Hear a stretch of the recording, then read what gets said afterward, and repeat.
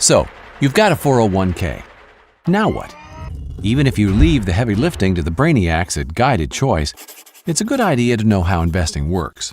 And if you're the do-it-yourself type, you need to understand how to invest appropriately.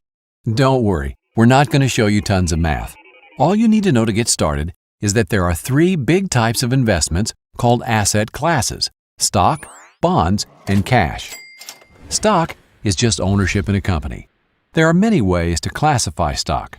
Two major ones are size, called market capitalization, or CAP, and company location. Each classification has its own typical level of risk. Large cap stocks include the 500 biggest companies in the U.S. Apple, Walmart, Disney, Ford, McDonald's. Ever heard of the S&P 500 or blue chips? Same thing. Keep in mind, all stock is risky, but these are generally considered the least risky. Mid-cap stocks include roughly the next 400 companies by size, smaller but still fairly well established. They're considered riskier than large cap. Following large cap and mid cap, take the next 2,000 companies and you've got small cap stock. While they have potential for greater growth, they also have the greatest risk. Then there's international stock, ownership in companies located in developed nations outside the U.S., like BMW in Germany and Sony in Japan. They carry about the same level of risk as U.S.-based large cap stocks. The highest level of risk is found with emerging market stock. This is stock in companies located in developing nations like India, Mexico, and Russia. There are two ways to make or lose money in the stock market. You see, when you own a stock, you actually own a piece of a company, and as the value of that company increases, the stock price goes up. But if the value of the company goes down, the stock price goes down too. These fluctuations determine the amount of profit or loss. Another way to make money is when the company shares its yearly profit with you in the form of a dividend. Stock prices can go up or down dramatically for all kinds of reasons. As a result, stocks are the riskiest types of investment in your plan, but over a long time, they can also be the most rewarding. Next up, bonds.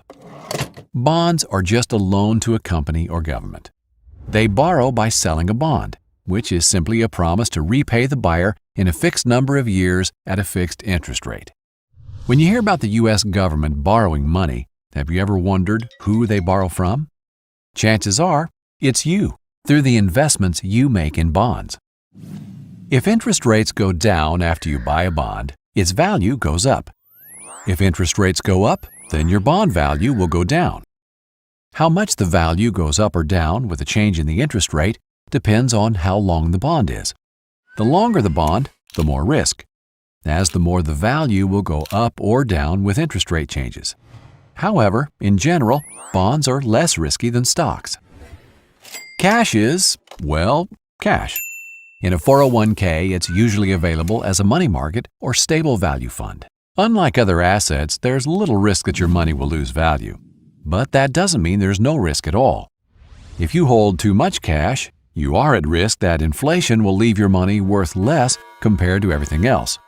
For example, in 1950, a nickel would buy you a Coke. But if you saved that nickel until today, you wouldn't have enough to buy that same Coke. Cash loses value over time. Most people with 401k plans invest in mutual funds. These hold many different individual stocks or bonds chosen by professionals for a given level of risk and potential reward. So, how do you choose the right mix for your specific needs? You may be surprised to hear that according to the majority of corporate pension plans in the world, there really is a single best way. It's called modern portfolio theory. The details are a lot of math, but understanding what's behind all the numbers is remarkably simple. In fact, you've probably already heard of it. Don't put all your eggs in one basket.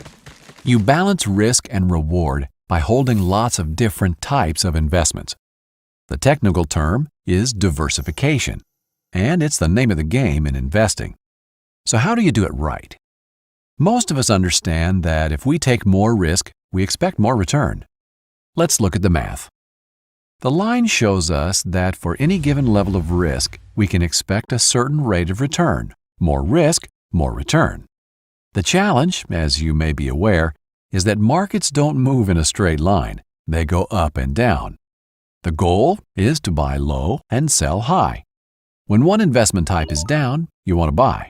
At the same time, you want to sell an investment that is high.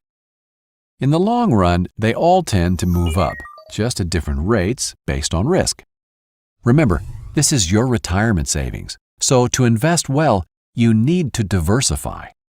The goal of diversification is what modern portfolio theory is all about, getting an optimal rate of return for the risk in the long run.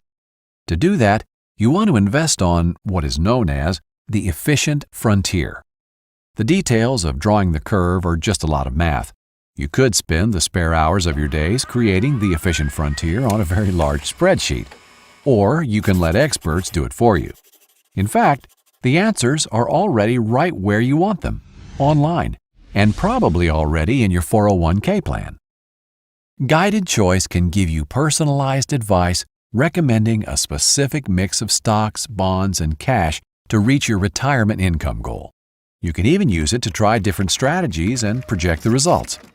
Whether you take the investment recommendation from our brainiacs or choose to do it yourself, hopefully now you're a little more confident about how retirement investing works. Just remember, if you do it yourself, you need to rebalance your account at least annually to stay on the efficient frontier.